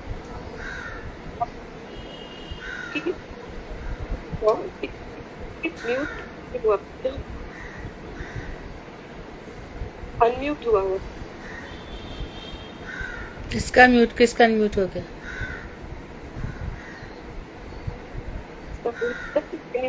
मैं करती हूँ। तो कहते हैं कि हमें जो है ये जो मनुष्य जीवन है ये बहुत दुर्लभ और अनित्य है। तो हमें यही से ही हमें बचपन की जीवन प्राप्त मनुष्य मिला है कि एक सही, तो हमें अभी से लेकर चाहे वो 10 वर्ष की हो, जिस भी योग प्राप्त होता है हमें उसी क्षण हमें ये भगवान का लेना आरंभ कर देना चाहिए। इसमें हमें कभी विलम्ब नहीं करना चाहिए। तो अब यहाँ मतलब वो कार्य फिर आगे कि इंद्रिय तृप्ति हम अपने समय को और नहीं करते कि जिस किसी भी योनि में हम जन्म करेंगे हमें इंद्रिय तृप्ति के साधन प्राप्त, जैसे कि अगर हम पशु योनि मिलती है, कुत्ते की मिलती है, सुअर की मिलती है, जो उनकी अनेक अनेक पत्नियां होती हैं, उनके पालन के लिए धन की भी आवश्यकता नहीं होती। कोई जैसे डिवोर्स की भी नहीं होती है, जैसे आजकल डिवोर्स होते हैं। तो पशु योनियों में निसंकोच कई पत्नियों का भोग कर सकते हैं। मनुष्य जन्म में 1 वर्ष में 1 पुत्र या पुत्री ही होगी। कदाचित ये किसी परिस्थिति में किसी की जुड़वा संतान है, किंतु सुअर पुत्र 8, 10, 12, 16 बच्चे भी एक समय में हो जाते हैं। इसलिए इस विषय में पशु हमसे श्रेष्ठ हैं, पर हमें ये बताते हैं। तो किसी भी समय किसी भी योनि हम पशुओं की भांति इंद्रिय तृप्ति कर सकते हैं। तो इंद्रियों का भोग करने में पशु हमसे अधिक निपुण है।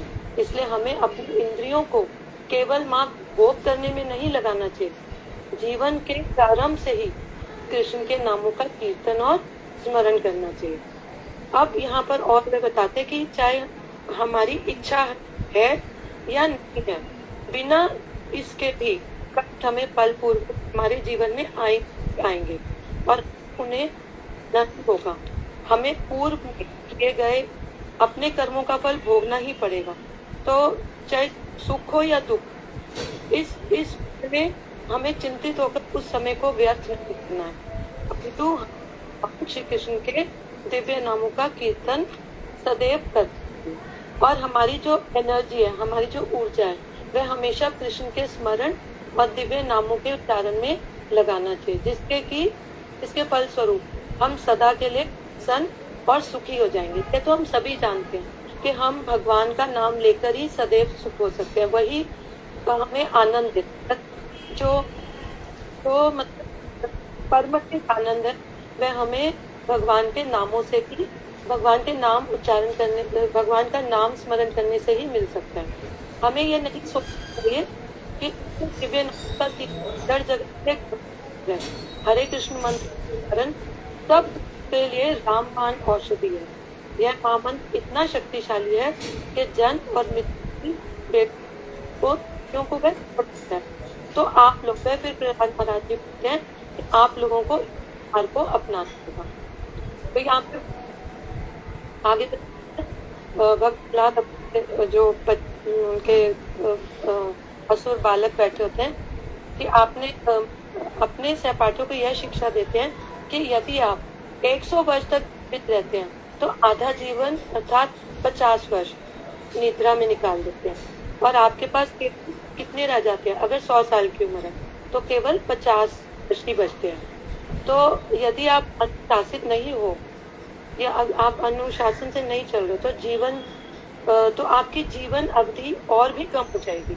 बचपन से 20 वर्ष तक का समय खेलने में, पढ़ने या अपने जीवन यात्रा चलाने के लिए किसी कला में निपुण होने में बीत जाता है, और बाकी का समय जो है 100 वर्ष तक आयु का समय बेकार हो जाता है। तो उस समय शरीर किसी काम का नहीं रह जाता। अनेक प्रकार की बीमारियां हमें ग्रास कर लेती हैं, और तो बीच की कुछ आयु बचती है वह वैवाहिक जीवन में चली जाती है, बच्चों को पालने में, बच्चों की पढ़ाइयों में, इन सब में वेस्ट हो जाती है, व्यर्थ हो जाती है। तो ये जो प्रहलाद महाराज के वचनों को सुनकर फिर असुर बालक में कहते हैं कि आपने जो कुछ कहा वह बहुत ही उत्तम है, पर आप हमें बताइए कि हम पुरुषोत्तम भगवान की सेवा कैसे कर सकते हैं, उसकी विधि क्या है। तो यहाँ पर प्रहलाद बताते हैं कि आपको एक सदगुरु का आश्रय देकर परम आत्मीय की भांति उनकी सेवा करनी होगी। उन्हें अपने अत्यंत घनिष्ठ संबंधी की भांति अपने पिता माता से बढ़कर मानना होगा। उनसे दिव्य ज्ञान प्राप्त करने के लिए उनकी सेवा करनी होगी। गुरु सेवा से ही सेवा करने की बुद्धि और सामर्थ्य प्राप्त होगा। तो यहाँ पर मैं ये सब बोलकर अपनी वाणी को विश्राम दूंगी। हरे कृष्णा। अच्छा बोला तुमने। और गुरुदेव के साथ साथ तुम्हें पुस्तक भी खोलनी चाहिए थी, क्योंकि गुरुजी जब कोई लेक्चर बोलते हैं तो उनको 4-5 दिनों तक वो व्याख्या करते हैं। हाँ दीदी, ये उनकी लिखी हुई बुक है मेरे पास, भक्त लाल जी के पास पतली सी बुक है, तो उसमें गुरुदेव का वचन नहीं है। हाँ ठीक है।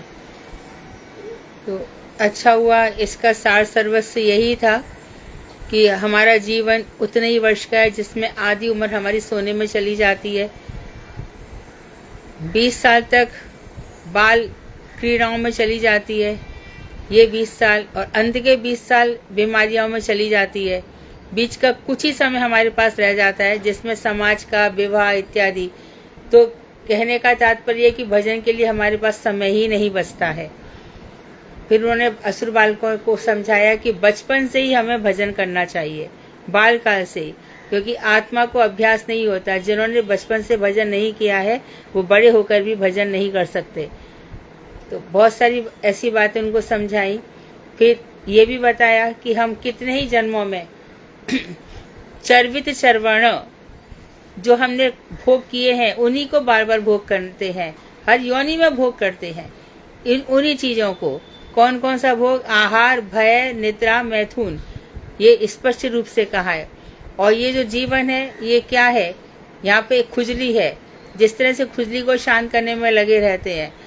तो उन्होंने असुर बालकों को क्लियर किया था, ये जन्म निर्देह माध्यम सुदुर्लभम, ये जो मनुष्य जन्म है वो दुर्लभ है, इसका लाभ उठाना चाहिए। मात्र इंद्रिय तर्पण के लिए जीवन नहीं है, हमारी सभी इंद्रियों से हमें भगवान का भजन करना चाहिए। उसमें उन्होंने ये भी कहा था कि विष्णु स्मरणम पाद सेवनम, हमें विष्णु का श्रवण कीर्तन स्मरण पाद सेवन बंधन सख्य आत्मनिवेदन, ये जब उनके पिताजी ने उनसे पूछा है तब उन्होंने इसका भी बताया कि ऐसे करना चाहिए।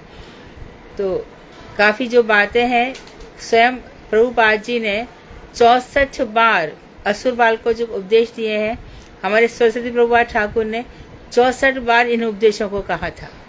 तो आप सभी लोग संध्या ने जो बोले हैं ये गौरप्रिया डाल देगी, और आप सभी लोग खुद भागवत खोलें और भागवत खोल करके 7वें स्कंध में असुर बालकों को उपदेश उनको एक बार फिर से पढ़ें। ये हमारे जीवन में बहुत ही आवश्यक है। उपदेश इतने आवश्यक है तभी हमारे प्रभुपाद जी इनको बार बार, यदि जहाँ तक कि सभी गौड़ीय वैष्णव इन उपदेशों को बार बार कहते हैं, तो इनको हमें ध्यान से पढ़ना चाहिए और समझना चाहिए। तब हमें सूक्ष्म अंतःकरण, इंद्रियां, इन सबों की जानकारी होगी और हम भगवान का भजन करेंगे। तो सब देखो, जो श्री कृष्ण है वो सभी के भगवान है। कोई उनको ब्रह्म मानता है, कोई परमात्मा मानता है, कोई उनके लिए बाइबल लिखता है, कोई कुरान लिखता है, परंतु भगवान के माधुर्य रस की उपासना तक तो कोई सौभाग्यशाली जीव ही पहुंच पाता है। इसमें फिर से हम यही बात कह रहे हैं कि संसार में कोई भी व्यक्ति आपको भजन नहीं करने देगा। रावण ने विभीषण को भजन नहीं करने दिया, मीरा को भजन नहीं करने दिया। मीरा ने तुलसी को पत्र लिखा, तुलसीदास जी को, मुझे भजन नहीं करने दे रहे हैं, मैं क्या करूं, मुझे जहर तक खाने को दे रहे हैं, मैं क्या करूं। तो तुलसीदास जी ने कहा था, जाके प्रिय न राम वैदेही तजिए ताहि कोटि बैरी सम यद्यपि परम स्नेही। जिसको राम भगवान अच्छे लगते हैं, अर्थात कृष्ण राम जो भी है, उनका त्याग कर दो, उनका त्याग कर दो। कहाँ से त्याग करो? तो मीरा के अंदर, मीरा वीरांगना थी, क्षत्रियाणी थी, मेवाड़ के राजा की बेटी थी, मेवाड़ के घर में ब्याही थी, तो उन्होंने परवाह नहीं की। उन्होंने कहा कि मैं भक्त देख राजी भई जगत देख रोई। भक्तों को देख करके मेरा हृदय प्रसन्न हो जाता है, जगत को देख करके मेरा रोना आता है कि कहाँ इन लोगों के चक्कर में मैं फंस गई। तो मीरा ने जीवन जी के दिखाया कि कैसे भजन करना है। हम सबको भी ये जो कठिनाइयाँ मुसीबतें आती हैं, इनको हमें चैलेंज रूप में लेना चाहिए और भगवान की कृपा, क्योंकि खुद ब्रह्मा जी ने कहा है इन्हीं मुसीबतों के लिए तत्नुकंपा समीक्षमाणो भुंजान एवात पाकम हृद बाग वपूपी विद्या नमस्ते जो जीवित मुक्ति पद सदाए बाग। जो कुछ भी हमारा हो रहा है, जो कुछ भी सामने आ रहा है, उसको सोचना चाहिए ये मेरे किए गए कर्मों का परिणाम है। तो बस इस जन्म में जो भूलें हमसे पिछले जन्म में हो गई हैं, उन भूलों को चुकाने के लिए कोई हमारा पति बनके, कोई पत्नी बनके, कोई बहन भाई माता पिता बन करके आया है और हमें जो भूल भुलवा रहा है। तो यदि तुम्हारी आसक्ति रहेगी उनमें तो तुम्हें लगेगा हाय हाय मेरे साथ क्या हो रहा है। तुमको यदि ये लगेगा कि सब भगवान के परमात्मा के द्वारा दिए हुए चारों तरफ मेरे पास इसीलिए दिए गए हैं कि मेरी जो भूलें हैं वो नष्ट हो जाएं, इन सब से उठ करके मुझे ऊपर के लोकों में चलते ही जाना है, चलते ही जाना है। तो हमारे यहाँ गजेंद्र का मोक्ष का उदाहरण है, किस तरह से गजेंद्र भगवान श्री कृष्ण के कृपा से ऊपर के लोक में चला गया। हम सबको भी वैसी तैयारी करनी है। तो आप लोग एक बार और किताब में भी पढ़ लेंगे, संध्या का लेक्चर भी सुन लेंगे, तो ये चीज मजबूत हो जाएगी। वांक्षा कर्तृवश्य कृपा सिंधुवेव च पतितानां पावनेभ्यो वैष्णवेभ्यो नमः। धन्यवाद दीदी। हाँ, कृष्ण दीदी धन्यवाद। हरे कृष्ण। हरे कृष्णा दीदी, धन्यवाद। हरे कृष्णा दीदी, हरे कृष्णा दीदी, धन्यवाद प्रणाम दीदी। धन्यवाद।